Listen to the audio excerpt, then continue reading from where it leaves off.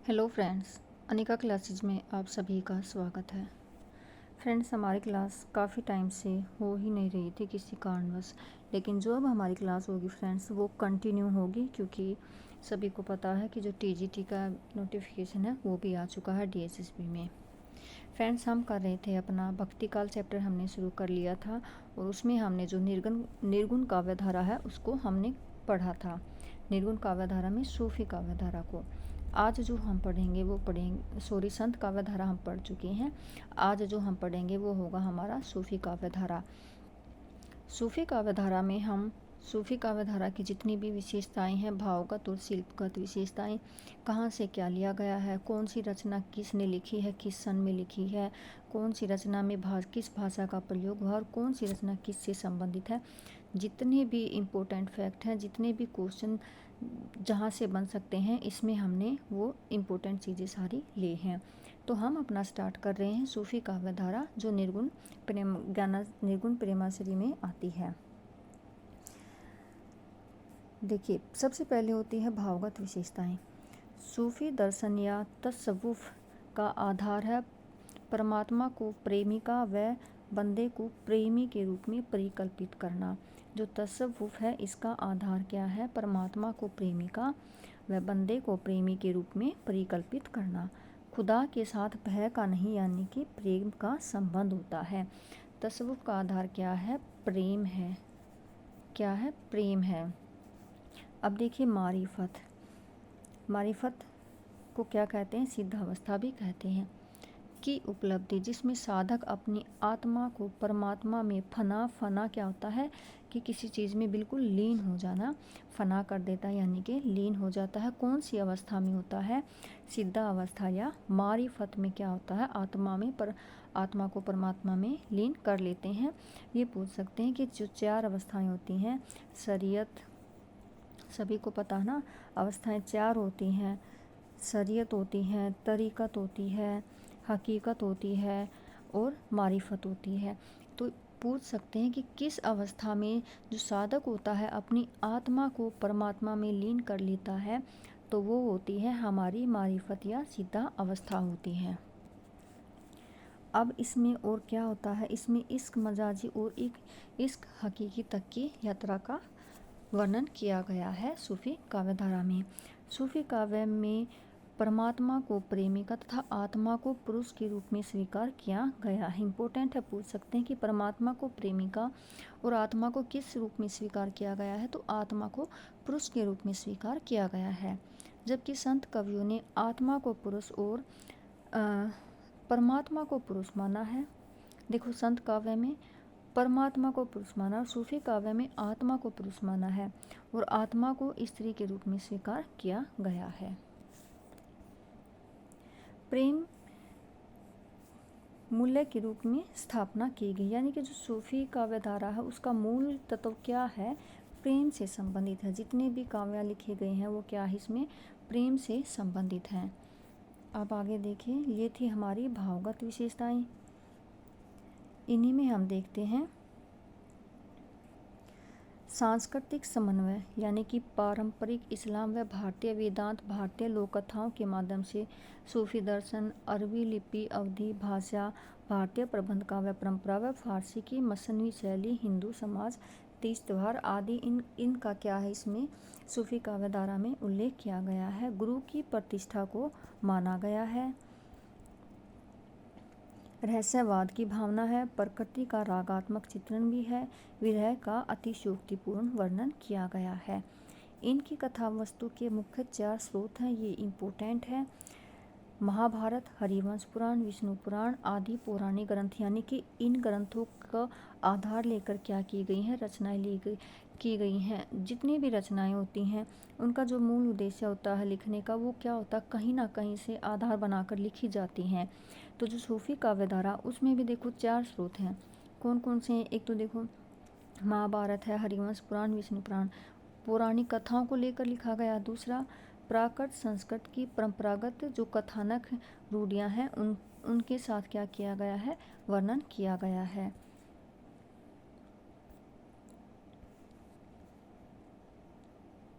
अब देखिए, उसमें उदयन, विक्रम, रतन सेन, ये तीनों नाम मोस्ट इम्पोर्टेंट है।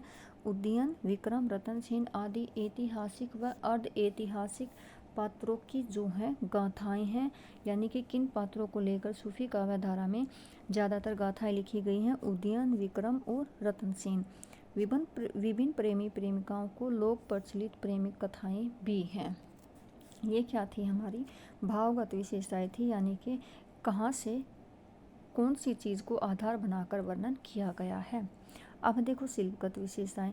शिल्पगत क्या होती हैं, जिसमें हम काव्य का रूप होता है, उसमें अलंकार होते हैं, छंद भाषा किस तरह से वर्णन किया गया है, वो होती है शिल्पगत विशेषताएं होती हैं। सबसे पहले देखो काव्य रूप। इसमें जो काव्य रूप है सबसे ज़्यादा क्या प्रेमाख्यान जो काव्य है वे कैसे हैं, प्रबंधात्मक काव्य हैं। परंपरागत काव्य प्रबंध रूढ़िगत आदि विद्यमान हैं। अब इसमें भाषा जो मोस्टली है ठेठ अवधि है। जितनी भी रचनाएं की गई हैं उनकी जो मोस्टली भाषा होगी वो क्या होगी, अवधि में होगी, ठेठ अवधि में होगी। मुहावरेदार अरबी, फारसी, उर्दू, भोजपुरी लोक भाषा के शब्दों का बहुतायत में प्रयोग है। छंद मुख्यतः जो है दोहा और चौपाई में प्रयोग किया गया है। अलंकार, उपमा, रूपक, उत्प्रेक्षा, अतिशयोक्ति, समासोक्ति आदि का वर्णन किया गया है, लेकिन जो सबसे ज़्यादा निकट अलंकार रहा है वह समासोक्ति अलंकार रहा है। लोक कथाओं का प्रतीकात्मक चित्रण भी किया गया है। ये थी जो सूफी काव्य धारा है उनकी विशेषताएं थी। क्योंकि जो क्वेश्चन अब बन रहे फ्रेंड्स, हमने PYQ किया था उसमें हमने देखा था कि जो फ्रेंड्स ऐसे पूछा जा सकता है और कोई भी एक माइनर सा पॉइंट होगा जहाँ पर हमें क्या है मिस्टेक ढूंढनी होती है। क्वेश्चन जो बन रहे हैं अब वो ऐसे बन रहे हैं। अब सूफी शब्द की उत्पत्ति किस शब्द से हुई है और उन जो शब्द हैं उनका अर्थ क्या है ये देखना है हमें। देखो जो मूल शब्द सूफ है, सूफ का अर्थ क्या होता है, ऊन होता है। सफ़ा, सफ़ा का अर्थ क्या होता है, पवित्रता या शुद्धि होती है। सोफिया, सोफिया का अर्थ विद्या या प्रेम होता है। सूफा, सूफा का अर्थ होता है चबूतरा। और सफ़, सफ़ का अर्थ होता है पंक्ति। ये मोस्ट इम्पोर्टेंट है। सूफ का अर्थ ऊन होता है, सफ़ा का अर्थ पवित्रता या शुद्धि, सोफिया का अर्थ विद्या प्रेम, सूफा का चबूतरा और सफ़ का पंक्ति। ये क्या इनके अर्थ हैं। अब जो है सूफी साधना की 4 अवस्थाएं हैं, मोस्ट इम्पोर्टेंट है ये भी। कौन कौन सी हैं, ये यहाँ से एक या दो एक क्वेश्चन तो आपको ज़रूर मिलेगा देखने को। देखो 4 पड़ाव हैं और इन चारों पड़ाव के 4 ही लोग हैं। सबसे पहले आता है शरीयत, फिर तरीक़त, फिर मारिफत, फिर हकीकत। इनको सीक्वेंस में लगाना भी पूछ सकते हैं कि सबसे पहले कौन सा आता है और सबसे बाद में क्या आता है। फिर इनका जो जैसे कि शरीयत का अर्थ क्या है, आचरण। तरीक़त का अर्थ क्या है, उपासना। मारिफत का ये शायद उल्टा हो गया, मारिफत सिद्धावस्था होती है और हकीकत सत्याबोध होती है। जी, हकीकत जो होती है वो सत्याबोध होती है, मारिफत होती है वो क्या होती है, सिद्धावस्था होती है। अभी हमने पढ़ा था जो आत्मा और परमात्मा का जो मिल संबंध बताया गया वो कौन सी अवस्था में है, हमारी मारिफत अवस्था में है। तो देखो शरीयत आचरण है और इसका जो लोक माना गया वो कौन सा है, नासूत। तरीक़त का मलकूत, मारिफत का जबरूत और हकीकत का लाहूत ये माना गया। ये मोस्ट इम्पोर्टेंट है। भारत में सूफ़ी का प्रचार, जो सूफ़ी है उनका प्रचार प्रसार 12वीं सदी में, इम्पोर्टेंट है किस सदी में हुआ था, 12वीं सदी में। किसने किया था, ख्वाजा मोइनुद्दीन चिश्ती ने किया था। ये मोस्ट इम्पोर्टेंट है। हिंदी साहित्य में सूफ़ी काव्य परंपरा का समय जो है वो क्या है, लगभग 14वीं शताब्दी से 18वीं शताब्दी तक रहा है। देखो भारत में सूफ़ी जो प्रचार प्रसार है वो 12वीं शताब्दी में किया। किसने किया, ख्वाजा मोइनुद्दीन चिश्ती ने किया। और हिंदी साहित्य में सूफ़ी काव्य का जो समय माना गया है वो 14वीं शताब्दी से 18वीं शताब्दी तक माना गया है। अब इसमें एक अनहलक शब्द होता है, मैं ही बर्मा हूँ, ये किसने घोषित किया था, ये मंसूर ने घोषित किया था। ये क्वेश्चन भी पूछा जाता है। अब देखो इसमें 4 संप्रदाय आते हैं। कौन कौन से आते हैं, एक तो चिश्ती संप्रदाय होता है, एक सुहरावर्दी संप्रदाय होता है, एक कादरी संप्रदाय होता है और एक नक्शबंदी संप्रदाय होता है। तो इसमें देखो सनातनी होता है, बेसरा सूफ़ी होता है। इस्लाम की ये दोनों क्या हैं, शाखाएं हैं, सरा और बेसरा। सरा मीन्स क्या होता है, सनातनी, बेसरा मीन्स सूफ़ी होता है। बेसरा शाखा के अंतर्गत 4 संप्रदाय आते हैं। जो अभी मैं संप्रदाय बता रही थी वो किस शाखा के अंतर्गत आएंगे, बेसरा संख्या इस शाखा के अंतर्गत आएंगे, क्योंकि जो हम कर रहे हैं वो सूफ़ी कर रहे हैं, सनातनी नहीं कर रहे हैं। सनातनी किस में आता है, सरा में आता है, और जो हम काव्य कर रहे हैं वो सूफ़ी काव्य कर रहे हैं। और जो सूफ़ी काव्य है इसमें क्या होते हैं, 4 संप्रदाय आते हैं। एक तो चिश्ती संप्रदाय है, एक सुहरावर्दी संप्रदाय है, एक कादरी संप्रदाय है, एक नक्शबंदी संप्रदाय है। ये 4 संप्रदाय सूफ़ी काव्य धारा या बेसरा संप्रदाय के अंतर्गत आते हैं। अब देखो, चिश्ती संप्रदाय के भी 2 भाग हैं, इसको भी 2 भागों में विभाजित किया। कौन सा, साबिरी और निजामी। ये जो 2 भाग हैं ये किसके हैं, चिश्ती संप्रदाय के हैं। अब है सुहरावर्दी संप्रदाय, ये क्या है, 5 भागों में विभाजित है। जलाली, मखदूमी, मीरन शाही, दौला शाही, इस्माइल शाही, ये क्या है, सुहरावर्दी के 5 भाग हैं। चिश्ती के 2 थे, सुहरावर्दी के 5 भाग हैं। अब देखो नेक्स्ट जो संप्रदाय है कादरी संप्रदाय है। कादरी संप्रदाय के भी क्या है, 2 भाग हैं, वहाबिया और राजकिया। वहाबिया और राजकिया भी क्या है, कादरी संप्रदाय के 2 भाग हैं। क्वेश्चन देखो जैसे पूछ सकते हैं, क्योंकि अब जो है डिटेल में हर चीज़ क्या है, डिटेल में पढ़नी पड़ती है। क्वेश्चन का जो पेपर का जो लेवल है वो क्या है, हाई होता जा रहा है, टफ होता जा रहा है। तो हमें एक एक वर्ड को बिल्कुल ध्यान से पढ़ना होगा कि कौन सा संप्रदाय किस में है और किस संप्रदाय के कितने भाग हैं और उसमें कौन कौन से आते हैं। तो कादरी संप्रदाय में वहाबिया और राजकिया आता है। फिर है नक्शबंदी संप्रदाय, इसके कोई भाग नहीं है। ये अभी तक हमने जो किया था, सूफी शब्द की उत्पत्ति, उसका अर्थ, उसके जो 4 पड़ाव थे और जो 4 संप्रदाय हैं वो बेसरा यानी कि सूफी इस्लाम शाखा के अंतर्गत आते हैं। अब हम सूफी काव्य धारा में जितनी भी रचनाएं लिखी गई उनके सन, रचनाकार, भाषा और उसमें जो जो छंद प्रयुक्त हुए हैं हम उनको पढ़ेंगे। और जो अब ये हम करेंगे बहुत ही इम्पोर्टेंट है, क्योंकि यहाँ से क्वेश्चन हर हाल में बनता है। या तो आपको क्रम से लगाने में पूछ लिया जाए, या फिर भाषा पूछ ली जाए, या फिर इसमें पूछ लिया जाए दोहा, चौपाई, छंद में पूछ लिया जाए कि कौन से छंद का प्रयोग हुआ है। तो सबसे पहले जो हमारी रचनाएं हैं, देखो फ्रेंड्स ये जितनी भी रचनाएं करा रही हैं बहुत इंपॉर्टेंट है, आप इनको नोट भी कर सकते हो और इनको जितना बार बार रिवाइज करोगे उतना ही अच्छा होगा। सबसे पहले है हंसावली। कब लिखी गई थी, 1370 ईस्वी में लिखी गई थी। किसकी है, अशायत की है। भाषा क्या है इसकी, राजस्थानी है और इसमें दोहा चौपाई छंद का प्रयोग हुआ है। चंदायन 1379 ईस्वी में लिखी गई थी, मुल्ला दाऊद की है। भाषा जो है अवधी है, ये भी दोहा चौपाई में है। लखम सेन पद्मावती 1559 ईस्वी में लिखी गई थी, दामोदर कवि थे और भाषा जो है इसकी राजस्थानी थी। दोहा चौपाई सोरठा में लिखी गई थी। सत्यावती कथा 1501 ईस्वी में ईश्वर दास ने लिखी थी, अवधी भाषा में लिखी थी, दोहा चौपाई छंद में लिखी थी। मृगावती जो है वो भी 1501 में ही लिखी गई थी, कुतुबुन ने लिखी थी, अवधी भाषा है और ये भी क्या है, दोहा चौपाई छंद में लिखी गई थी। अब है माधवानल कामकंदला 1527 ईस्वी में, ये किसने लिखी, गणपति ने। देखो माधवानल कामकंदला जो है इसके साथ 3 रचनाकार जुड़े हुए हैं। 1527 में जो लिखी गई है वो किसके द्वारा है, गणपति के द्वारा। भाषा जो है इसकी राजस्थानी है और इसमें क्या है, सिर्फ दोहा छंद है जो प्रयोग हुआ है। माधवानल कामकंदला में दोहा चौपाई नहीं, सिर्फ दोहा छंद का प्रयोग हुआ है। अब है पद्मावत। पद्मावत 1540 ईस्वी में लिखी गई थी, जायसी द्वारा लिखी गई थी। भाषा जो है इसकी अवधी है, दोहा चौपाई छंद में लिखी गई है। मधुमालती 1545 ईस्वी में लिखी गई थी, मंजन के द्वारा लिखी गई थी। भाषा जो है अवधी, दोहा चौपाई छंद का इसमें प्रयोग हुआ है। अब देखो माधवानल कामकंदला चौपाई, यहाँ पर चौपाई है 1556 ईस्वी में। जो चौपाई है वो किसकी द्वारा, जो सिर्फ माधवानल कामकंदला थी वो थी गणपति की। अब माधवानल कामकंदला चौपाई है कुशल लाभ की। भाषा जो इसकी राजस्थानी, दोहा चौपाई सोरठा में लिखी गई थी।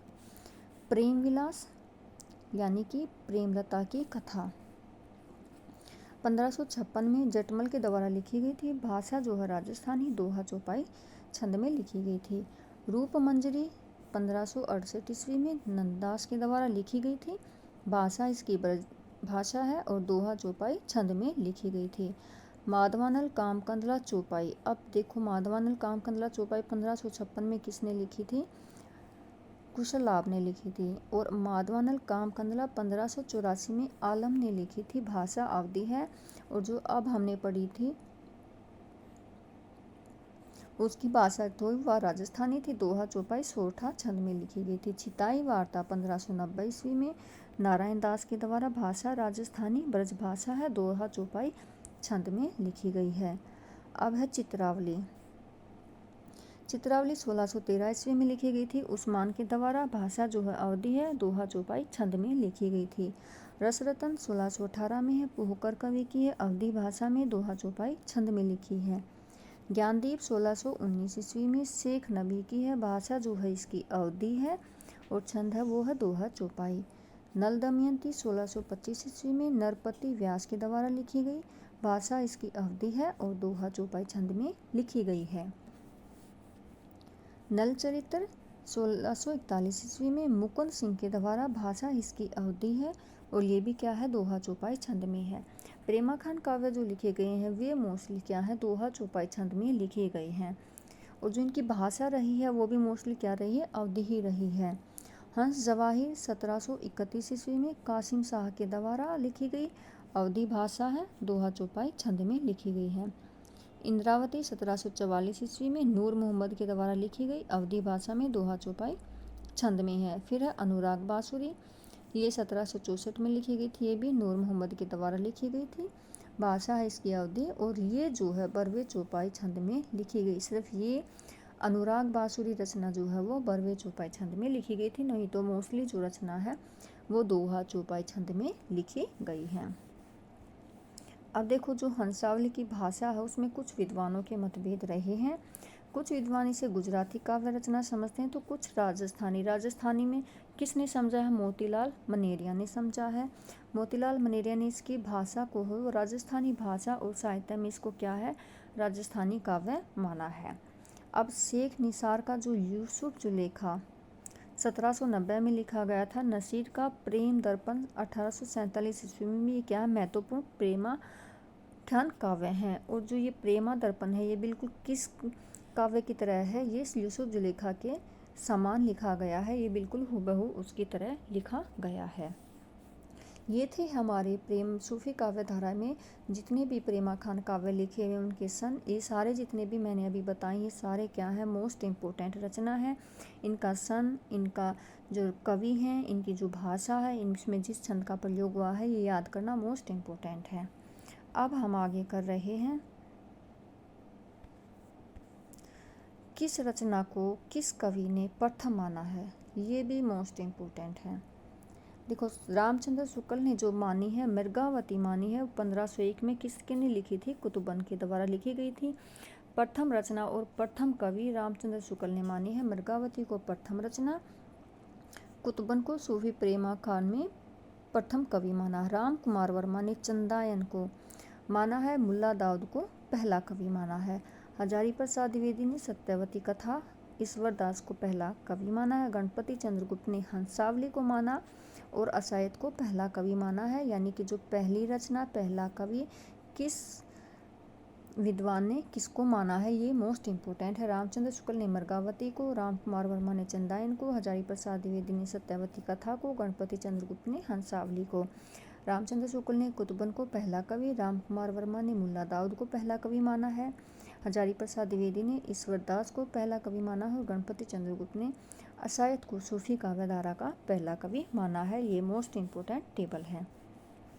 अब हमने जो इम्पोर्टेंट रचनाएं हैं उनके बारे में जो क्वेश्चन पूछे जाते हैं अब हम उनके बारे में डिटेल से पढ़ेंगे कि क्वेश्चन कहाँ से किस तरह से पूछा जा सकता है। देखिए, पौराणिक कथाओं में सर्वाधिक प्रिय जो है नल दमयंती का आख्यान रहा है, क्योंकि ये नल दमयंती जो प्रेम काव्य है, इस पर क्या है, सर्वाधिक काव्य उपलब्ध हुए हैं, सबसे ज़्यादा काव्य इसी पर लिखे गए हैं। इस पर क्या 6 काव्य उपलब्ध होते हैं। नल दमयंती में जो प्रेमाख्यान काव्य है, इसमें कितने काव्य उपलब्ध हैं, 6 काव्य हैं, इम्पोर्टेंट है। हंसावली का रचना स्रोत विक्रम बेताल। देखो, अभी मैंने 3 बताए थे, उदयन था, विक्रम था, और एक नाम हमने और पढ़ा था, उदयन था, विक्रम, और कौन थे, रतन सेन थे। इनके बारे में क्या है, इनको लेकर रचनाएं की गई हैं। तो हंसावली की जो रचना स्रोत है, उसमें किसकी कथा, विक्रम बेताल की है। इसमें पाटन की राजकुमारी हंसावली की कहानी है। कहाँ की राजकुमारी का वर्णन है, पाटन की राजकुमारी की कहानी का वर्णन है। राम कुमार वर्मा ने संधि काल के अंतर्गत मुल्ला दाऊद को रखा है।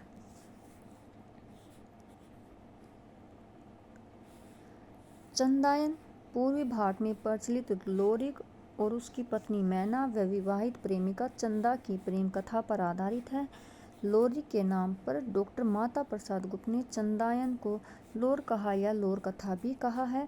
चंदायन को लोर कहा या लोर कथा किसने कहा है, ये इम्पोर्टेंट है, माता प्रसाद गुप्त ने कहा है। इसे लोरकायन भी कहा जाता है। चंदायन की भाषा परिष्कृत अवधि है। इसमें चंदा को अलौकिक सत्ता का प्रतीक माना गया है। ये इम्पोर्टेंट है कि चंदा को किस सत्ता का प्रतीक माना गया है, अलौकिक सत्ता का प्रतीक माना गया है। दामोदर कवि ने अपनी रचना लखमसेन पद्मावती कथा को वीर कथा कहा है। लखमसेन पद्मावती कथा को वीर कथा किसने कहा, दामोदर ने कहा है, ये इसी की रचना है। सत्यवती कथा के कवि ईश्वर दास क्या थे, सगुणोपासक भक्त थे। इसलिए सूफी मत के अंतर्गत पूर्ण रूप से न आ सकने के कारण शुक्ल जी ने भक्ति काल की किसी शाखा में नहीं रखा, लेकिन हजारी प्रसाद द्विवेदी ने इसको क्या, सूफी काव्यधारा का पहला कवि माना।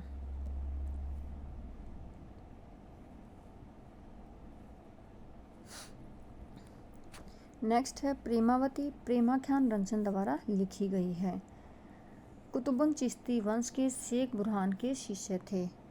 ये जौनपुर के राजा हुसैन शाह के आश्रित कवि थे। इम्पोर्टेंट है, जो कुतुबुन है वो किसके शिष्य थे, शेख बुरहान के शिष्य थे। और ये कहाँ के थे, जौनपुर के राजा के आश्रित कवि थे।